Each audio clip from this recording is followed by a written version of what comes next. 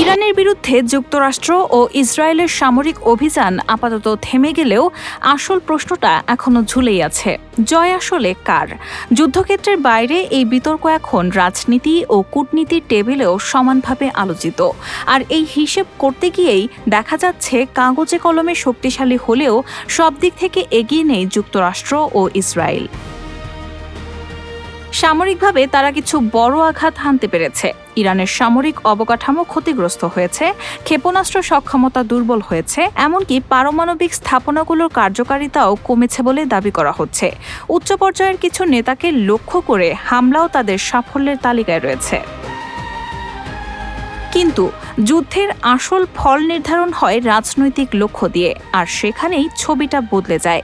যুক্তরাষ্ট্র ও ইসরায়েলের মূল উদ্দেশ্য ছিল ইরানের শাসন পরিবর্তন এবং পারমাণবিক কর্মসূচি পুরোপুরি বন্ধ করা, যা এখনও বাস্তবায়িত হয়নি।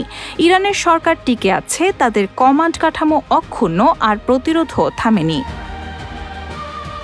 বরং ইরান এই লড়াইয়ে নিজেদের অবস্থান নতুনভাবে প্রতিষ্ঠা করেছে। হরমুজ প্রণালীকে কেন্দ্র করে বৈশ্বিক চাপ তৈরি করা, কূটনৈতিকভাবে শক্ত অবস্থান নেয়া এবং প্রবল আক্রমণের মুখেও পাল্টা প্রতিরোধ চালিয়ে যাওয়া, এসবই তাদের বড় সাফল্য।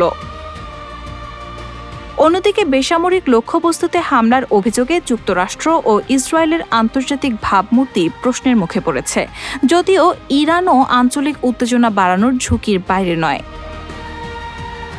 সব মিলিয়ে বলা যায়, সামরিকভাবে এগিয়ে থাকলেও বৃহত্তর রাজনৈতিক ও কৌশলগত লড়াইয়ে যুক্তরাষ্ট্র ও ইসরায়েল পুরোপুরিভাবে জিততে পারেনি, বরং টিকে থেকে এবং চাপ সৃষ্টি করে ইরানি এই যুদ্ধে এক ধরনের নীরব সুবিধা আদায় করে নিচ্ছে।